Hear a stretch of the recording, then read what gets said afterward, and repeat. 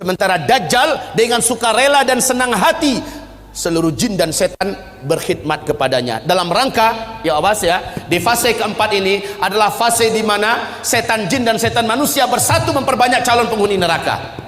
Di fase keempat ini, makanya ketika Dajjal muncul, ma baina khalqi Adam ila qiyamis sa'ah fitnatun akbar minad Dajjal. Sejak bumi ini Allah ciptakan, sejak Adam Allah ciptakan sampai hari kiamat, tidak ada fitnah yang lebih dahsyat, tidak ada fitnah yang lebih hebat, tidak ada fitnah yang lebih berat melebihi fitnahnya Dajjal. Maka berlindunglah kamu kepada Allah dari fitnah Masih Dajjal.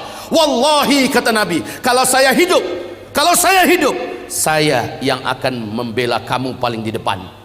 Tapi jika saya sudah tidak ada, setiap kamu harus bela dan jaga dirinya masing-masing. Dajjal memiliki kekuatan sihir yang tidak terbatas. Dajjal memiliki kemampuan dan hipnotis magic yang sangat-sangat berat, sehingga tidak ada yang mampu melawan Dajjal. Tidak ada. Ibarat Allah yang kami muliakan, Nabi perintahkan ketika kamu dengar Dajjal masuk ke kota-kota kamu, langsung sihirnya menyebar, yang menjadikan seluruh manusia yang juga sudah putus asa dengan beratnya beban hidup, dengan sukarela datang untuk menyongsong di mana titik Dajjal berada. Mereka berharap Dajjal bisa membagi-bagikan rezeki. Saat itu kata Rasulullah, wahai kaum lelaki, bawalah istri-istri kalian masuk ke rumah, ikat dia di dalam rumah, tambatkan dia di tiang-tiang rumah kamu. Carilah ibu-ibu kamu, bawa dia ke rumah, ikat kakinya, ikat tangannya, tambatkan dia di tiang-tiang di dalam rumah. Carilah anak-anak gadis kamu, selamatkanlah wanita-wanita kamu, karena sesungguhnya yang paling banyak sujud menyembah Dajjal ketika Dajjal masuk ke kota-kota di bumi ini adalah kaum wanita. Mereka yang paling banyak menyembah Dajjal. Dan kata Rasulullah, siapa yang sempat menyembah Dajjal, maka sampai dia menghembuskan nafas terakhirnya, dia tidak akan pernah lagi beriman kepada Allah, dan dia akan kekal di neraka selama-lamanya. Maka ibu-ibu, pantas kalau Nabi memperingatkan umatnya berulang-ulang, berlindunglah dari Dajjal, berlindunglah dari Dajjal, berlindunglah dari Dajjal. Seluruh dukun satu bumi, seluruh ahli-ahli sihir satu bumi akan sujud menyembah Dajjal. Dengan sihirnya Dajjal menunjuk ke arah langit, maka dalam pandangan mata manusia awan berkumpul berarak dari mana-mana, padahal sudah sekian tahun awan tidak ada di langit. Lalu menurunkan air hujan, padahal hanya Tuhan yang mampu melakukan itu. Dengan telunjuknya Dajjal menunjuk ke arah tanah yang gersang dan tandus, maka tanah itu seperti memperlihatkan rumput-rumput hijau pun muncul, air sungai mengalir. Dengan sihirnya Dajjal, dia menunjuk ke arah kuburan yang ada, maka seluruh yang pernah mati dan ada di kuburan itu bangkit, hidup dalam keadaan utuh, manusia yang utuh seperti masih hidup dulu, dan langsung berjumpa sang ayah dengan anak, anakku, mak dengan anak, anakku, suami dengan istri, istriku, padahal mereka sudah mati. Ternyata terbongkar rahasianya. Rasul mengatakan itu seluruhnya bukanlah orang yang sudah mati, tapi jin-jin dan setan-setan yang menjelma menjadi orang yang dulu pernah hidup, agar menipu orang-orang yang masih hidup ini. Lalu mereka berkata, inilah Tuhan kita yang telah menghidupkan kami kembali. Akhirnya manusia sujud kepadanya. Sungguh sangat dahsyat, Pak. Orang-orang lemah iman, minim amal soleh, dia akan tertipu. Ingat sekali lagi, siapa yang beriman dengan Dajjal, dia tidak akan pernah beriman kepada Allah sampai dia mati. Dia akan menjadi ahli neraka kekal di dalamnya. Sekarang, apakah tanda-tanda Dajjal akan keluar? Ini penting. Sudahkah ada tanda-tanda itu sekarang? Menurut Ibu, sudah ada apa belum? Apa? Sebentar, tolong dibaca hadis yang diriwayatkan, yang diceritakan oleh Fatimah binti Qais radhiyallahu anha. Hadis ini diriwayatkan oleh Imam Muslim dalam kitab sahihnya. Hadis ini diceritakan juga perjalanan Tamim Ad-Dari sebagai seorang kapten kapal dengan 20 anak kapalnya. Mereka diombang-ambingkan oleh ombak laut yang sangat tinggi. Hari gelap, angin sangat kencang, hujan lebat turun, petir menyambar-nyambar. Mereka tidak mampu mengendalikan kapalnya, terdamparlah mereka di salah satu pulau laut Yaman. Satu malaman mereka masih stay di atas kapal. Besok ketika matahari terbit, laut sudah tenang, mereka pun turun ke pulau itu. Kemudian mereka masuk ke dalam pulau, berjumpa dengan seekor binatang, yang binatang tersebut tinggi dan besar, berkaki 4, bulunya lebat hitam. Binatang tersebut dapat berbicara dengan bahasa Arab yang fasih, dan dia memperkenalkan dirinya bernama Al-Jassasah, sehingga hadis ini oleh para ulama ahli hadis disebut dengan hadis Jassasah. Binatang ini, ibarat yang kami muliakan, memperkenalkan diri. Apa kata Tamim Ad-Dari? Kami ketakutan, kami sangka ini adalah setan wanita yang berwujud binatang ini. Kami takut mau dicelakakannya. Hampir kami lari. Kami dicegat oleh binatang itu. Jangan kalian takut, saya tidak akan mencelakakan kalian. Apakah kalian datang dari Arab? Kami menjawab, iya. Sudah lama saya menanti kedatangan ada yang datang dari Arab. Sesungguhnya seorang lelaki di kuil tua sana sudah sangat lama menanti-nanti kedatangan orang yang datang dari Arab. Dia ingin mendengarkan perkembangan berita terakhir dunia sekarang. Pergilah kalian ke kuil tua itu, jawablah pertanyaan-pertanyaannya. Maka dalam keadaan takut, kata Tamim Ad-Dari, kami lari terbirit-birit meninggalkan binatang ini menuju kuil tua tersebut. Sampai di kuil tua itu, kami terbelalak, mulut menganga melihat pemandangan yang belum pernah kami melihatnya. Seorang lelaki bertubuh gempal, kedua kakinya dirantai dengan rantai yang teramat sangat berat dan besar, rantai besi. Laki-laki ini tergeletak di lantai. Rantai itu bersambung mengikat kedua tangannya. Rantai yang berat besar dari besi. Rantai tersebut menyambung mengikat membelenggu lehernya. Lalu dia berkata, kalian tidak usah takut. Apakah kalian datang dari Arab? Kami menjawab, iya. Sudah lama saya menanti kedatangan kalian. Apakah di Arab sudah muncul seorang lelaki yang ummi, mengaku-ngaku menjadi nabi penutup, namanya Ahmad? Kami menjawab, sudah. Ahmad kan salah satu nama Nabi Muhammad SAW. Sudah dekat. Jika begitu, waktunya sudah dekat. Apakah kalian beriman kepadanya? Tamim Ad-Dari menjawab, sebagian kami ada yang beriman kepadanya, sebagian lagi tidak. Sebaiknya kalian beriman, maka selamatlah kalian. Dia bertanya lagi, dijawab. Dia bertanya, dijawab. Apapun pertanyaannya dijawab. Kemudian pertanyaan yang perlu menjadi catatan kita, sebagai tanda dia ini akan keluar, ternyata dialah Dajjal. Ternyata dia adalah Dajjal. Dia bertanya tentang dua hal. Tentang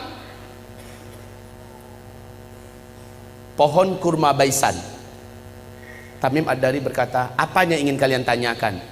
Pohon kurma baisan itu hari ini masih berbuah enggak? Tamim Ad-Dari menjawab, sekarang masih, buahnya lebat.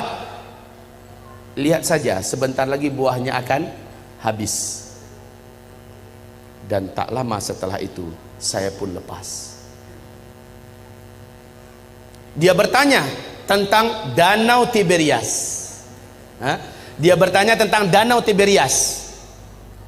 Kemudian dijawab, mana? Dia bertanya tentang Danau Tiberias. Di manakah Danau Tiberias itu? Tahu? Lihat ini yang ada di lembaran yang ada di bawah.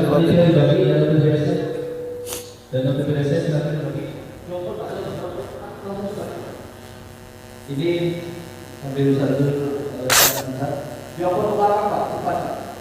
Brosur Danau Tiberias dan kotak itu bisa kita data ulang supaya ada lebih orang lebih banyak tahu tentang Tiberias. Yang awal ulangan Danau Tiberias, yang bagian panitia brosur Danau Tiberias, silakan dibagi cepat.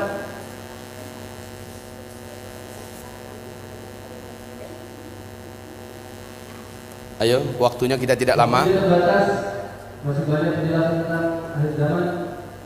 Silakan. Bantu, mohon dibantu. Terus dioper belakangnya. Yang sudah mendapat kendaraan berbeda.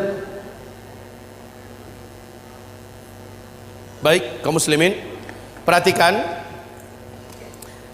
tentang Danau Tiberias. Jadi ada dua pertanyaan si Dajjal ini tentang kebun kurma Baisan. Yang kedua tentang Danau Tiberias. Laki-laki ini berkata, apabila buah kurma di kebun kurma Baisan sudah tidak berbuah, awas, saat itu saya sudah saatnya untuk lepas.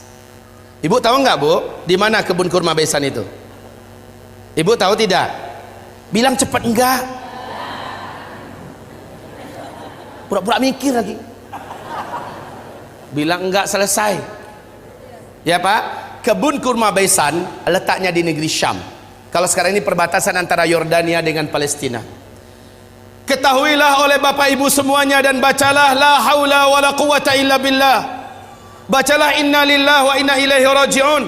Sudah beberapa tahun belakangan ini kebun kurma Baisan sudah tidak berbuah 100%. Batang-batangnya pun cenderung kepada mati dan lapuk. Ini yang pertama.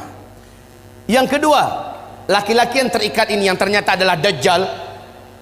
Dia bertanya tentang Danau Tiberias. Lalu Tamim Ad-Dari berkata, apanya yang kau ingin tanyakan? Airnya, masih ada air nggak sekarang? Maka dijawab oleh Tamim, airnya banyak. Dan memang Danau Tiberias ini sejak terbentang bumi tidak pernah airnya susut. Airnya full maksimal. Lalu apa kata laki-laki yang terikat itu?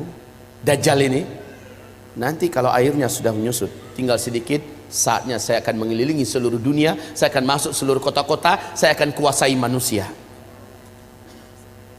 Untuk Bapak Ibu ketahui seluruhnya, sejak tahun 2003 terjadi penyusutan. Lalu 2004 pemerintah Israel secara resmi membuat garis merah. Ternyata, perhatikan ini, perhatikan. Ini apa? Bagus, jawabannya jujur. Ini garis. Kalau dia bilang ini danau terlalu. Ini adalah garis dari permukaan Danau Tiberias, ya. Ini dasarnya. Kaum muslimin, sejak 2003 sampai 2013, sejak 2003 sampai 2013, danau ini telah mengalami penyusutan yang sangat signifikan. Padahal kedalaman danau ini hanya 45 meter saja. 45 meter saja. Ya. Dalam hanya hitungan 10 tahun sudah 16 meter menyusut airnya dari permukaan. 16 meter dari kedalaman 45 meter, maknanya sudah lebih 30%. Coba buka YouTube. Buka YouTube, ada di situ acara televisi resmi pemerintahan Israel menyebutkan kepanikan dan ketakutan mereka yang tidak bisa disembunyikan. Sebab apa? Ini danau, airnya sumber air satu-satunya bangsa Yahudi di Israel. Mereka nggak punya sungai, mereka nggak punya mata air yang lain, cuma ini. Di sini untuk air minum, air cocok tanam, air mandi, segala-galanya dari sini sumbernya. Dan sekarang air itu menyusut. Kaum muslimin yang kami muliakan, 16 meter sudah seperti ini posisinya.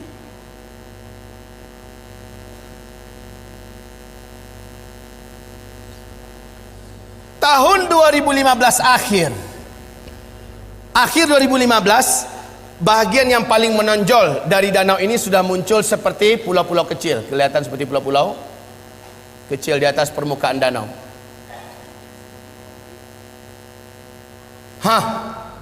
Kondisinya sekarang semakin menyusut. Awas, inilah yang menjadikan Syekh Abdullah bin Abdul Aziz bin Baz, mufti dan ulama besar Arab Saudi, sampai menangis ketika diberitakan kabar tentang perkembangan Danau Tiberias. Lalu apa kata beliau? Hadza zamanu khurujid dajjal. Inilah dia zaman kita, zaman saya, zaman tuan-tuan dan puan-puan semua, zaman bapak ibu dan zaman anak-anak kita masih hidup. Makhluk terlaknat ini akan keluar, Dajjal. La haula wala quwata illa billahil aliyil azim. penyusutan air ini sangat signifikan. Kecemasan dan ketakutan tidak dapat disembunyikan. Lihat gambarnya. Lihat ini. Dulu airnya masih tinggi. Gambar ini diambil dan kita cetak tahun 2013 ya. Tahun 2013 yang ini. Kondisi sekarang udah beda lagi. Baik kaum muslimin, yang belum kebagian tolong dibagi. Kalau enggak nanti minta ambil di luar. Ini kami benarkan untuk dicetak banyak. Silakan cetak banyak-banyak agar umat tahu. Ini dilihat dan hadisnya sangat jelas, fakta yang tidak dapat disembunyikan, enggak bisa ditutup-tutupi tentang keluar saat dekatnya keluarnya Dajjal. Bapak Ibu, nanti itu ada kotak yang berjalan dari Yamimah, jadikan sajalah sebagai infak Bapak buat memperbanyak ini kembali dan juga membantu operasional dakwahnya Yamimah. Baik kaum muslimin yang kami muliakan, kita lanjutkan. Lihat kondisi-kondisi yang ada di situ. Ini tahun 2013, 2015 sudah semakin menyusut. Sudah semakin susut airnya. Sekarang negara-negara besar dunia sudah membuat simbol-simbol penyambutan kedatangan Dajjal. Seluruh negara-negara besar di dunia termasuk Arab Saudi. Lihat Arab Saudi di Madinah, luar kota Madinah, sudah membangun istana kerajaan di satu bukit di luar kota Madinah. Ada yang tahu? Ada yang pergi umrah, pergi haji? Lihat di sana. Dan kata Rasulullah, Dajjal nanti akan naik ketika dia tidak berhasil masuk Mekah, enggak berhasil masuk Madinah, dia naik ke atas salah satu bukit yang disebut dengan Bukit Qabisha atau Bukit Ba'guk, Bukit Garam. Para ulama sekarang dan orang-orang kota Madinah menyebutnya dengan Bukit Dajjal. Ternyata ketika Dajjal naik ke atas, dia menunjuk ke arah Masjid Nabawi. Dia berkata, itu adalah istana putihnya si Ahmad. Itu adalah istana putihnya si Ahmad. Ini hadis Rasulullah. Dajjal naik ke atas bukit itu dan menunjuk ke Masjid Nabawi dan berkata, itulah istana putihnya si Ahmad. Dalam keadaan geram, dia hantarkan kakinya 3 kali di atas bukit itu. Maka satu kota Madinah gempa. Akhirnya seluruh orang munafik keluar, orang-orang musyrik keluar dari Madinah dan bergabung dengan Dajjal. Itulah hari bersihnya Madinah dari kaum munafikin dan musyrikin. Kaum muslimin, istana putihnya Muhammad. Ketika Nabi melafazkan hadis itu, Masjid Nabawi macam apa bentuknya? Lantainya aja masih dari pasir. Tiang-tiangnya masih dari pohon kurma. Belum dikasih dinding. Lotengnya saja, atapnya saja masih dari pelepah kurma. Tapi ketika Dajjal mengatakan itulah istana putihnya si Ahmad, maka lihat keadaan istana putih itu enggak dengan Masjid Nabawi sekarang. Seolah-olah gambaran yang diceritakan oleh Rasulullah tentang ucapan Dajjal terjadinya di masa kita. Ya Allah ya Rabb. Baik kaum muslimin, selanjutnya Rasul bersabda, lihat nanti di kitab kita, tentang hanya seorang bocah remaja lelaki yang Dajjal tak kuasai. Dajjal tak mampu menaklukkannya. Kalau dia ketemu sama orang, ini orang pasti takluk. Sihirnya pasti merubah orang ini. Kemampuan magicnya akan menjadikan orang ini tersilap. Lalu hipnotisnya bisa merubah orang ini. Cuma remaja lelaki ini nggak bisa. Rasul berkata, saat dia lihat remaja itu tetap berdiri tegar di atas kedua kakinya dan dadanya membusung, dia tidak mau sujud kepada Dajjal. Dajjal mendatanginya. Kenapa kamu tidak sujud kepada saya? Seluruh manusia menuhankan saya dan mereka mengakui saya adalah Tuhan. Sujud kamu. Tidak, kata remaja itu. Engkau adalah makhluk Allah. Kening ini hanya sujud untuk Allah sang Khaliq. Kami tidak akan pernah mau sujud kepada engkau. Maka Dajjal marah, kata Rasulullah. Dia jambak rambut remaja ini, kemudian tangan kanannya memegang gergaji, dibelah duanya kepala ini. Dalam keadaan hidup-hidup dibelah duanya. Seremaja sakarat, terbelahlah kepalanya, meninggal dunia dalam keadaan bertauhid. Terbelah sampai ke lehernya dan ke dadanya, dia pun terjatuh, darah bersimbah di lantai. Dia menjadi mayat. Dajjal mengelilingi 1 kali putaran sambil membaca mantra-mantra khusus. Setelah itu Dajjal menunjuk ke arah mayat remaja laki-laki ini. Qum, bangkitlah kamu, hiduplah kamu. Kalau selama ini Dajjal hanya dengan permainan sihirnya Tapi kali ini memang betul-betul Allah izinkan Dajjal bisa menghidupkannya kembali. Dan Allah izinkan tubuh yang tadi terbelah kembali bertaut. Bukan ilmu rawa rontek ya. Kembali bertaut, bersatu, dan kepalanya juga. Kemudian remaja ini bangkit. Bangkit, darah yang tadi di lantai masih bergenang. Tubuh yang tadi berlumuran darah masih saja basah dengan lumuran darah. Tapi remaja ini sudah utuh dan dia berdiri seperti awal.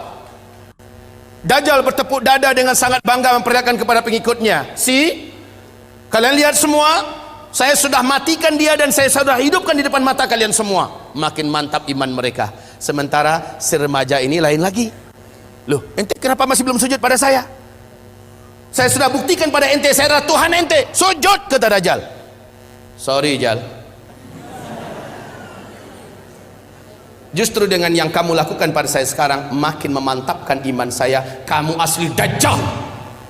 Saya baca hadis Rasulullah, Dajjal akan membunuh seorang lelaki yang tidak mau, seorang remaja lelaki yang tidak mau tunduk kepadanya, kemudian menghidupkannya kembali. Tapi ada lanjutan dari hadis Nabi, ente tak akan mampu lagi membunuh saya kali kedua. Dan sejak hari ini ente tak akan mampu membunuh siapapun saja manusia. Kemampuan ente sudah diangkat oleh Allah. Hai manusia, sadarlah kalian, ini Dajjal. Dajjal marah, ingin membunuhnya kembali, memang hilang kemampuannya. Nah, kaum muslimin, hamba-hamba Allah yang kami muliakan, remaja lelaki. Remaja lelaki. Dalam ilmu sosial, hitungan remaja itu usianya, ilmu sosial loh ya, belasan tahun Pak. 12, 13, 14, 15, 16. Ada yang berselisih di usia 17. Ini usia remaja dalam hitungan ilmu sosial. Bapak Ibu dengar tidak berita yang mengguncang dunia Arab, sampai seluruh TV-TV Arab memuat berita ini yang masih ada di YouTube. Wawancara eksklusif yang disebarkan di televisi-televisi Arab, yang saya tonton langsung adalah di Qatar TV, bahwa masuk tahun ke-13 sekarang telah lahir seorang bocah atau bayi laki-laki di Palestina. Bayi ini dapat berbicara dengan bahasa Arab Fusha 1 kali sebaik dia baru saja keluar, baru saja lahir dia berbicara.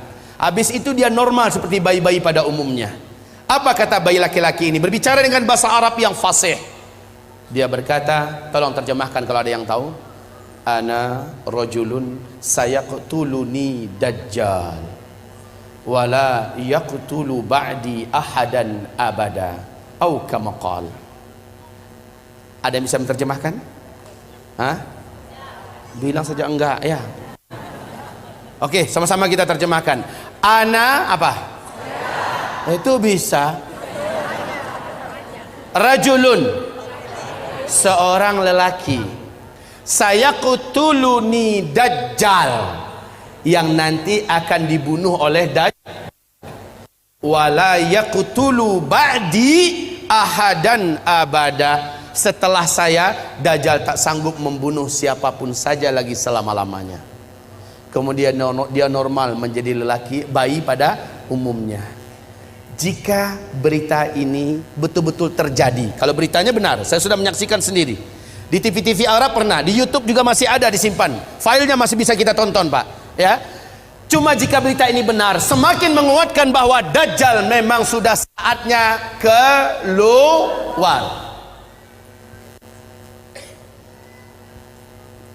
Yang sangat menakjubkan, Dajjal nanti akan keluar, kata Rasulullah SAW, di tengah-tengah kaum Yahudi Asbahan. Asbahan ini di mana? Iran. Asbahan ini adalah Iran. Dajjal akan keluar di tengah-tengah Yahudi Asbahan, dan bersamanya ada 70.000 tentara elitnya Dajjal dari Yahudi Asbahan. Berita untuk Bapak Ibu semua sekarang terbaru bahwa di Asbahan sudah terkumpul 70 lelaki yang tegap-tegap, muda-muda dengan pakaian khas Yahudi, dan mereka sudah membuat senjata-senjata manual dari besi-besi terbaik di dunia berjumlah 70.000 orang. Kondisi ini makin menguatkan keyakinan kita memang Dajjal sudah sangat dekat. Oke, kalau berita tentang bayi yang di Palestina bisa jadi itu di karang-karang, Anggaplah, walaupun ini yang diwawancarai adalah tokoh-tokoh masyarakat Palestina, para masyayikh, syekh-syekh, orang-orang tua di sana, ditanya mereka seluruhnya, mereka membenarkan kejadian itu, dan bayi ini disembunyikan, disimpan, dan sekarang usianya berarti sudah belasan tahun. Jika ini hak, jika ini benar, maka semakin menguatkan. Jika ini bohong, palsu, bisa jadi, ya, bisa jadi ini dikarang-karang. Tapi siapa yang dapat menyembunyikan fakta Danau Tiberias? Siapa yang dapat menyembunyikan dan menutup-nutupi fakta mengeringnya Danau Tiberias di Israel hari ini? Siapa yang dapat menyembunyikan fakta berhentinya berbuah kebun kurma Baisan yang selama ini tidak pernah berhenti berbuah? Hari ini sudah. Subhanallah. Kaum muslimin, sangat dekat Dajjal ini akan keluar. Dajjal berapa lama? Enggak lama. Kata Rasulullah hanya 40 hari. Setelah dia lepas, dia hanya berumur 40 hari. Satu harinya yang pertama kamu hitung 1 tahun. Satu hari kedua kamu hitung 1 bulan. Satu hari ketiga kamu hitung 1 minggu. Hari-hari yang tersisa yaitu 37 sama dengan hari-hari kamu biasa. Maka kalau ditotal setahun 2 bulan 2 minggu saja, Dajjal pun habis. Siapa yang menghabisinya? Inilah tanda besar kiamat yang ketiga. Jadi sangat dekat ya. Dajjal itu hanya sebentar. Yang ketiga adalah turunnya Nabi Isa alaihi salam. Turunnya Nabi Isa alaihi salam. Di mana turunnya? Di Suriah, di Damaskus, di Masjid Putih yang ada menara putihnya. Dan menurut Syekh Al-Hafiz Ibnu Katsir, dianya adalah di Masjid Jami' Amawi, masjid peninggalan dinasti Bani Amawiyah yang ada menara putihnya, dan itu di Damaskus. Masjid itu sampai hari ini masih utuh, menaranya masih oke. Allahu Akbar. Jadi Nabi Isa turun nanti di Masjid Jami' Amawi, bukan Isa Habibullah yang di Jombang. Ngaku-ngaku Nabi Isa. Kalau ngaku Nabi Isa, tolong suruh cari Dajjal, karena kerjaan Isa yang pertama membunuh Dajjal. Nah ini kaum muslimin, ketika Isa turun, khalas. Perlu diingat, Al-Mahdi terkepung. Al-Mahdi itu, ini Al-Mahdi kan menjadi raja, menjadi khalifah di sini. Dia keluar setelah Dukhan. Ini Al-Mahdi. Dari sini Al-Mahdi menyatukan dan memimpin seluruh umat Islam sedunia menghadapi hari-hari berat sampai dia ditolong dan dikuatkan oleh Isa alaihissalam. Lalu setelah melewati fase tanda besar kiamat yang keempat, masuklah masa-masa aman. Al-Mahdi menjadi khalifah di sini. Jadi kaum muslimin yang kami muliakan, Al-Mahdi sedang dikepung oleh Dajjal. Dajjal sudah selesai menaklukkan seluruh dunia. Dajjal sudah selesai memurtadkan banyak manusia. Dajjal ibadallah yang mengepung Al-Mahdi. Al-Mahdi sudah berhari-hari dengan orang-orang beriman terkepung. Dajjal dengan bala tentaranya di luar dah siap untuk mencincang Al-Mahdi dan orang-orang beriman yang ada bersama Al-Mahdi. Isa turun di waktu subuh. Saat itu kumandang azan dan udah qamat. Al-Mahdi maju ke depan. Tiba-tiba seluruh mata tertatap ke arah langit. Satu titik cahaya yang indah turun. 2 malaikat dengan bersayap sedang turun di tengah-tengahnya Nabi Isa, dan Nabi Isa meletakkan kedua telapak tangannya di atas bahu masing-masing. Turun dengan indahnya. Rambut Isa sebahu panjangnya, seperti orang baru mandi basah. Menetes-netes kelihatan, wajahnya sangat rupawan dan sangat membuat orang jatuh cinta. Isa sangat indah. Turun. Ketika Isa turun, 2 malaikat kembali naik. Al-Mahdi langsung mundur mempersilahkan Nabi Isa untuk menjadi imam sholat subuh. Isa menolak, tidak, iqamat tadi untuk engkau, sekarang adalah masanya engkau memimpin, saya hanya pendamping engkau. Majulah, imamlah.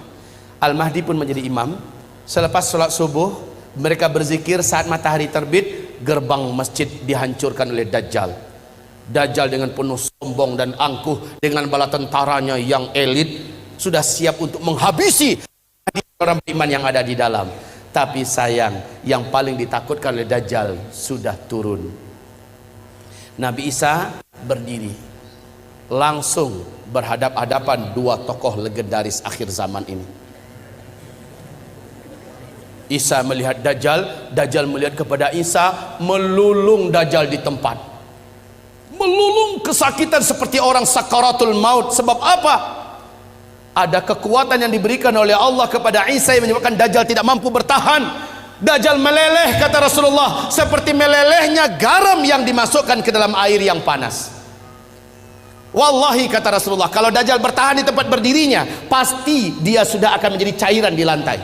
Tapi Dajjal langsung lari dengan kekuatan yang dimilikinya, langsung menghilang. Tapi qadarullah, Isa Allah berikan kemampuan di atas Dajjal. Di mana saja Dajjal lari, kemana saja, Isa udah nunggu di situ. Hah? Mau kemana boy? Lari kemana saja udah ditunggu oleh Nabi Isa. Terakhir di pintu Lud, Dajjal dibunuh oleh Isa. Pintu Lud ini di Palestina, ya, di Palestina.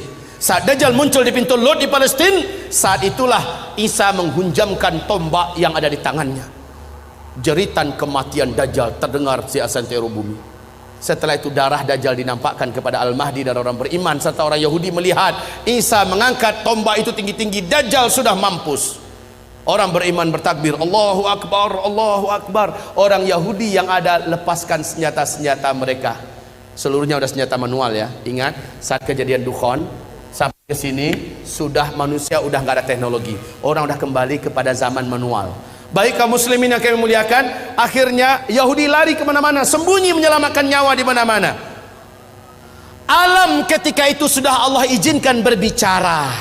Lobang tempat Yahudi bersembunyi berbicara, hai muslim, sini ada Yahudi sembunyi di dalam lobang saya nih, sini tangkap dia, uktulhu, bunuh dia.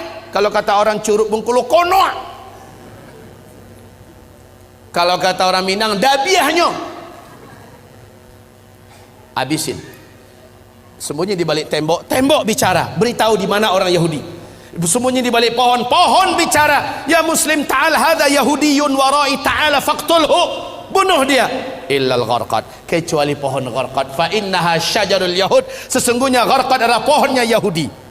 Hanya pohon gharqad yang diam. Ternyata lebih 12 tahun yang lalu, hampir masuk tahun ke-13 sekarang, Rabi-rabi Yahudi telah mewajibkan Perdana Menteri yang menjabat Perdana Menteri di Israel wajib menanam pohon gharqad. 2 juta batang pohon star dimulai ditanam di Israel.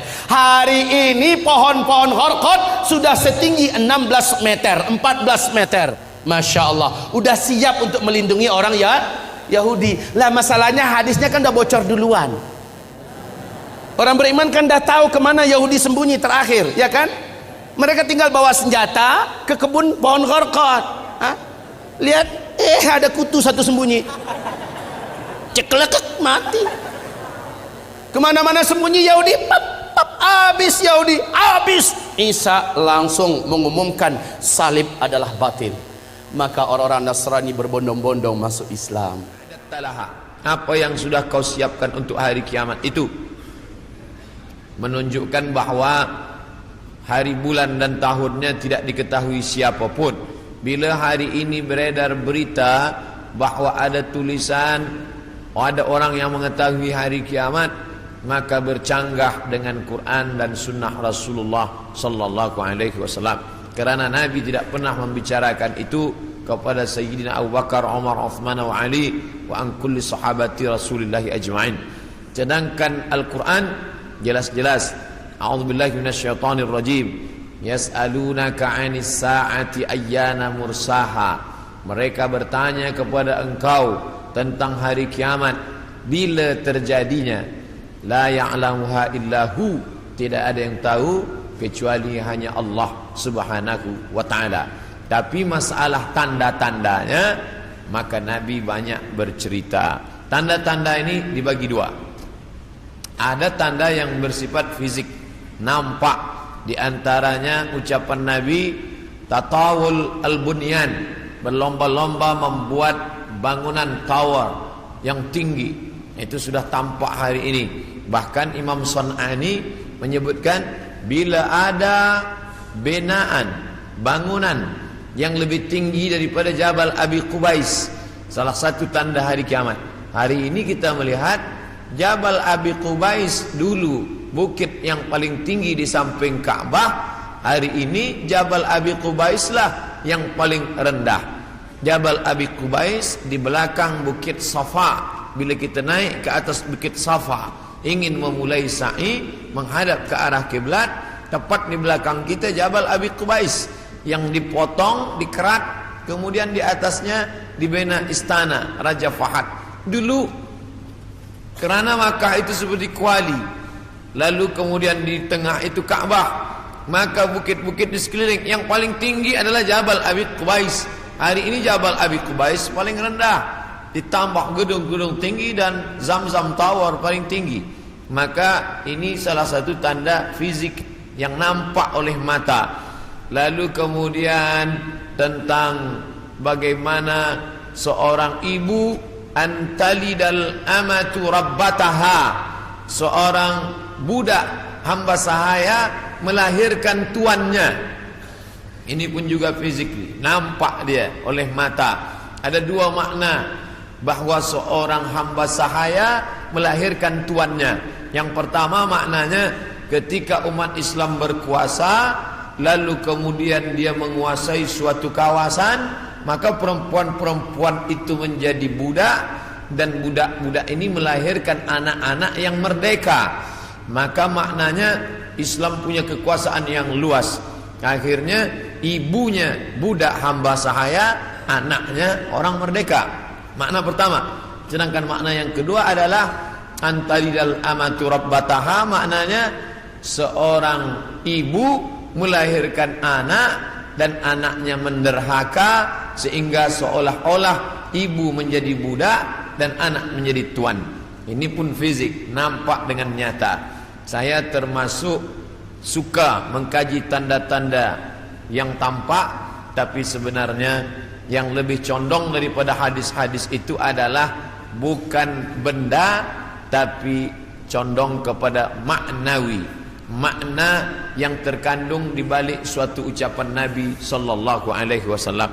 Maka pada kesempatan ini kita akan bahaskan satu daripada banyak hadis diriwayatkan oleh Abdurrahman ibnu Sakhar Ad-Dausi, atau biasa dikenali dengan nama Abu Hurairah radhiyallahu an. Hadis ini ada dalam kitab Sahih Al-Bukhari. Apa kata Nabi? La taqumus sa'ah, hari kiamat tidak akan terjadi hatta hingga yuqbadal ilmu. Yang pertama, dalam hadis ini ada 6 tanda. Ini yang akan kita bahaskan. Yang pertama, yuqbadal ilmu, ilmu dicabut. Innallaha la yaqbidul ilma intiza'an. Allah tidak mencabut ilmu seperti mencabut pokok kayu dengan akarnya sekali. Lalu bagaimana ilmu itu tercabut? Bi mautil ulama, dengan meninggalnya ulama. Ketika Imam Syafi'i meninggal, maka berapa cabang ilmu hilang. Imam Syafi'i alim dalam bahasa Arab, Imam Syafi'i alim dalam tafsir, Imam Syafi'i alim dalam fiqh, Imam Syafi'i alim dalam hadis, bahkan bergelar Nasirus Sunnah. Imam Syafi'i yang pertama kali menyusun usul fiqh. Lalu kemudian ketika meninggal masih ada digantikan oleh murid-muridnya, Al-Muzani, Al-Buwaiti, Rabi' Al-Muradi. Tapi kemudian makin ke bawah, maka hilanglah ilmu. Maka yang muncul orang jahil yang kemudian dianggap sebagai orang berilmu. Wal'iyadzubillah, na'udzubillah. Maka saya pribadi tak pernah berkata menurut paham saya, menurut pendapat saya, karena saya takut tergolong dalam orang yang disebut Nabi al-juhala, orang jahil tapi seperti berilmu. Zahirnya orang menyangka berilmu padahal tidak. Maka selalu saya mengambil pendapat ulama. Menurut pendapat Imam Syafi'i, menurut pendapat Imam An-Nawawi, menurut pendapat Ibnu Hajar Al-Asqalani, menurut Imam Az-Zahabi, menurut Imam Jalaluddin Abdul Rahman As-Suyuti, untuk menyelamatkan diri daripada juhala. Na'udzubillah. Maka nanti kata Nabi SAW, sebelum hari kiamat bermunculanlah juhala kerana pandai berbicara, kerana berpakaian ulama. Al-juhala yalbisuna libasal ulama, orang jahil tapi memakai pakaian ulama, pandai berbicara, lalu orang menyangka dia alim, padahal dia tak lebih daripada orang dhalla wa adalla, sesat dan menyesatkan. Sebenarnya kiamatnya sudah terjadi pada isinya, tapi alamnya belum kiamat besar. Maka kata ucapan Nabi SAW dalam suatu hadis, idza wussidal amru ila ghairi ahlihi, bila diberikan suatu perkara bukan kepada ahlinya, bukan kepada orang yang faham, fantaziris sa'ah, maka tunggulah kiamat. Makna kiamat di situ bukan kiamat alam semesta, tapi kiamat isinya. Bila pembinaan masjid ini diberikan kepada orang yang tidak pakar, tidak memiliki kepakaran pada bidang itu, fantaziris sa'ah, maka tunggulah sa'ah, kiamat, hari kiamat. Makna kiamat di situ bukanlah kiamat alamnya, tapi isinya sudah kiamat. Begitu juga dengan ucapan Nabi tentang masalah idza waqa'a ala ahadikumul qiyamah, bila terjadi kiamat pada salah seorang kamu, wa fi yadihi fasilah, di tangannya ada anak korma, falyaghrisha, tanamlah, kerana dia akan menanam itu lalu kemudian dia mati. Bagaimana mungkin kiamat terjadi pada satu orang? Maka makna kiamat dalam hadis ini alamnya tidak kiamat, tapi orang itu mengalami kiamat, maknanya mati dia. Na'udzubillah. Oleh sebab itu maka bahwa kiamat sudah terjadi pada isinya, ya, kerana banyaknya orang jahil. Oleh sebab itu alhamdulillah kita di Malaysia masih ada para ulama, masih ada para mufti, masih ada para habaib. Maka kita datang ke majlis-majlis mereka, hindari majlis-majlis orang-orang jahil yang tidak diketahui sanad ilmunya, yang tidak diketahui dapat dari mana, bahkan mendakwah mendapat dari mimpi. Langsung berjumpa dengan Syekh Abdul Qadir Al-Jilani, langsung saja terus mendapatkan zikir talqin dari Rasulullah sallallahu alaihi wasallam tanpa bersanad, tanpa berguru. Padahal para imam mengajarkan kita ada namanya sanad. Al-isnad minad din, sanad itu bahagian dari agama. Laulal isnad, kalaulah bukan kerana sanad, laqala man syaa ma syaa, maka orang mudah saja berkata sesuai kehendak hawa nafsunya. Begitu kata Imam Abdullah Ibnul Mubarak, salah seorang ulama hadis yang amat sangat tinggi ilmunya. Maka Imam Bukhari bersanad sampai ke Nabi Muhammad sallallahu alaihi wasallam. Imam Bukhari mendapatkan hadis itu dari gurunya, namanya Abdullah Ibnu Maslamah. Abdullah Ibnu Maslamah mendapatkan dari gurunya, namanya Malik bin Anas. Malik bin Anas mendapatkan dari gurunya, namanya Abu Zinad. Abu Zinad mendapatkan dari gurunya, namanya Al-A'raj. Al-A'raj mendapatkan dari gurunya, namanya Abu Hurairah. Abu Hurairah mendapatkan dari gurunya, namanya Sayyidina wa Maulana Muhammad sallallahu alaihi wasallam. Dan di antara sanad itu mesti diteliti pula, orang ini mestilah adil. Makna adil menjauhi dosa besar, menghindari dosa kecil. Lawan daripada kata adil adalah fasik. Wallahu la yahdil qaumal fasiqin. Allah tak berikan hidayah kepada orang yang fasik.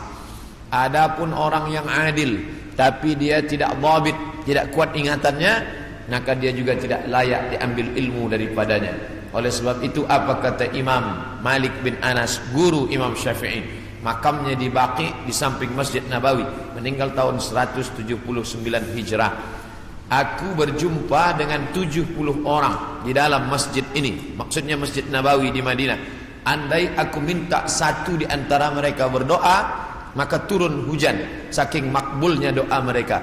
Tapi tidak aku ambil hadis satu pun dari ke-70 orang itu. 70 orang zuhud, ahli ibadah, abid, banyak ibadahnya, kabul doanya. Andai ku minta satu orang berdoa, turun hujan, begitulah kabulnya.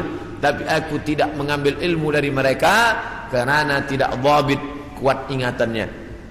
Begitulah ulama menapis supaya jangan sampai mengambil ilmu daripada orang jahil. Kerana di antara tanda kiamat adalah yuqbadal ilmu, bahwa ilmu dicabut Allah subhanahu wa ta'ala. Maka bila kita masih ada kajian-kajian khas tafsir, khas fiqh, khas usul fiqh, khas hadis, maka kita hadir, kita dengarkan, kita fahami, kita rakamkan, kita share, maka dia bagian dari dakwah. Tapi bila itu sudah tampak banyak menebar, sebenarnya salah satu daripada tanda hari kiamat. Yang kedua, wa taksuruz zalazil, banyak terjadi zalazil. Zilzal, gempa. Zalazil, gempa. Maka kita lihat idza zulzilatil ardu zilzalaha, bila sudah digoncangkan bumi itu, wa akhrajatil ardu asqalaha, dan dia menggoncangkan, lalu keluarlah isi yang ada di dalamnya. Dulu terjadi juga gempa, faj'alna 'aliyaha safilaha, kami jadikan bagian dalam naik ke atas, bagian atas turun ke bawah. Amtarna 'alaihim, kami hujani mereka, bihijaratin, dengan batu, min sijilin mandud, dari tanah liat yang terbakar. Sudah lama terjadi, tapi hari ini terjadi lebih banyak lagi di banyak-banyak tempat. Bahkan gempa tak lagi terhitung. Hari ini terjadi di sini, hari ini terjadi di sini. Ini menunjukkan bahwa salah satu dari tanda-tanda itu sudah muncul mengingatkan kita. Apakah dengan terjadinya ini lalu kita stres, setelah ini lalu kita tidak beraktiviti, lalu setelah ini kita tidak lagi beramal? Bukan begitu makna memahami tajuk kajian kita ini. Dengan memahami tanda hari kiamat, bukan menyuruh kita berhenti bekerja, bukan menjadikan kita menjadi tidak bersemangat untuk mencari nafkah. Malah judul tajuk kita siang ini membuat kita semakin bersemangat untuk beramal soleh, karena kita akan tetap mati menghadap Allah. Maka yang dibawa serta adalah amal-amal. Makanya dalam sebuah ungkapan, bukan hadis Nabi, i'mal lidunyaka, beramallah untuk duniamu, ka'annaka ta'ishu abada, seakan-akan kau hidup untuk selamanya. Wa amal li akhiratika, beramallah untuk akhiratmu, ka'annaka tamutu ghadan, seakan-akan kau mati besok. Maka siang ini kita salat zuhur pukul 1:30, maka seakan-akan inilah zuhur yang terakhir. Saya akan sampaikan tazkirah ini dalam 60 menit. Selepas itu kita akan buka soalan, kita akan jawab masalah-masalah yang ditanyakan terkait dengan tajuk kita sebahagian besarnya. Maka selepas mengkaji tajuk tanda-tanda hari kiamat, bukan membuat kita lalu berhenti beramal, tapi membuat kita makin bersemangat beramal. Kerana ternyata alam akan berakhir, rumah yang besar akan hancur, kereta tak dibawa serta, yang dibawa hanyalah illal ladzina amanu, iman, wa amilus salihat, dan amal-amal saleh. Lain daripada itu tinggal. Maka bagi sesiapa saja yang ikut tajuk kajian kita ini, selepas ini bertambah amalnya, bertambah khusyuknya, bertambah takutnya, itulah orang yang berhasil. Adapun selepas ini tak ada perubahan apa-apa, biasa sahaja, maka termasuk orang-orang yang mubadzir. Innal mubadzirina kanu ikhwanas syayatin. Orang yang mubadzir adalah ikhwan, saudara-saudara syaitan. Mengapa begitu? Dia sudah mubadzir waktu, dia sudah mubadzir energi, dia tidak mendapatkan manfaat apa-apa. Padahal ayat-ayat yang kita baca, idza tuliyat alaihim ayatuhu, kalau dibacakan ayat-ayat Allah, zadathum imana, bertambahlah imannya. Dari dua tanda ini ada perbezaan. Tanda yang pertama tidak tampak, ilmu dicabut. Tidak nampak mana ilmu yang dicabut, mana ilmu yang kekal. Yang kedua, zalazil, gempa. Ini nampak, bisa dirasakan. Berapa skala Richter? Ini semua orang tahu. Bahkan bergoncang. Ada kaca yang pecah, ada dinding rumah yang retak. Itu terjadi belakangan ini lebih banyak lagi signal pertanda bahwa Allah Subhanahu wa taala akan mengakhiri dunia ini. Lalu kemudian berikutnya adalah wa yataqarabuz zaman. Zaman, masa, waktu, yataqarab, saling mendekati. Apa makna saling mendekati? Tidak lagi terasa. Baru saja hari Jumat, esok hari kita sudah solat Jumat. Baru saja Idul Adha, kita sudah membeli kambing dan sapi untuk Idul Adha berikutnya.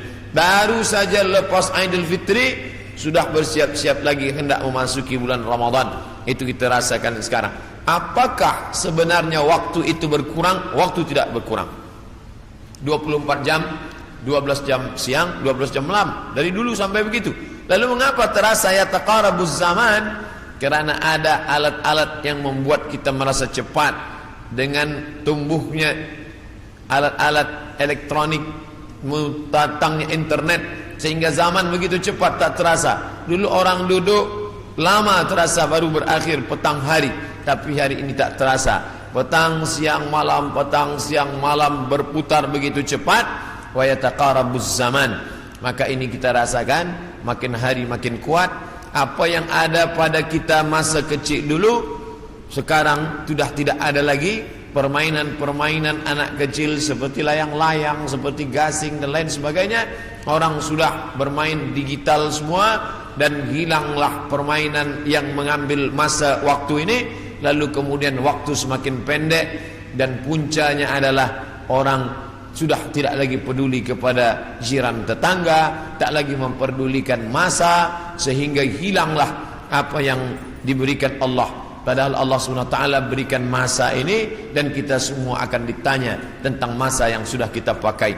La tazulu qadama abdin, kaki anak Adam tidak akan bergeser, pindah di satu tempat lain, hatta yus'al, sampai hingga ia ditanya. Pertanyaan banyak. La tus'alunna yawma idzin 'anil na'im, kamu akan ditanya tentang banyak pertanyaan, tapi satu di antara pertanyaan itu adalah an umrihi fima afnah, umur kemana saja kamu pakai. Maka pertanyaan yang paling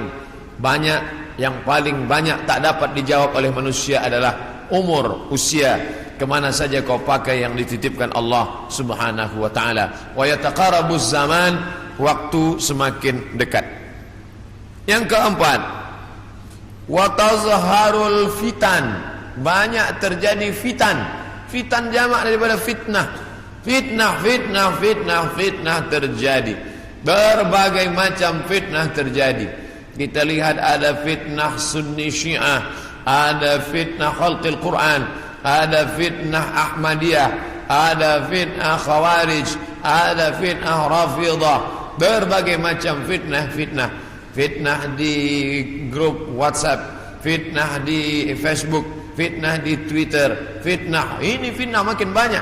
Dulu orang datang menceritakan aib orang lain, hanya berdua saja dia dengan jirannya. Hari ini orang berkelompok-kelompok membuat grup-grup fitnah, hingga semakin besar, semakin habis waktu disebabkan itu semua. Dulu orang bila ingin memfitnah, maka dia datang ke suatu tempat, tapi hari ini dia tidak keluar dari rumahnya, tapi dia sudah mampu menyebarkan fitnah. Makna fitnah ada dua. Yang pertama tohmah, tuduhan tanpa bukti. Yang kedua, makna fitnah adalah membunuh. Makna fitnah adalah menyiksa. Banyak penyiksaan. Berapa kali kita tidak sanggup menyaksikan video bagaimana penyiksaan muslimin di Rohingya, bagaimana anak-anak gadis Rohingya dijual, lalu kemudian di India dijadikan sebagai orang-orang tidak baik.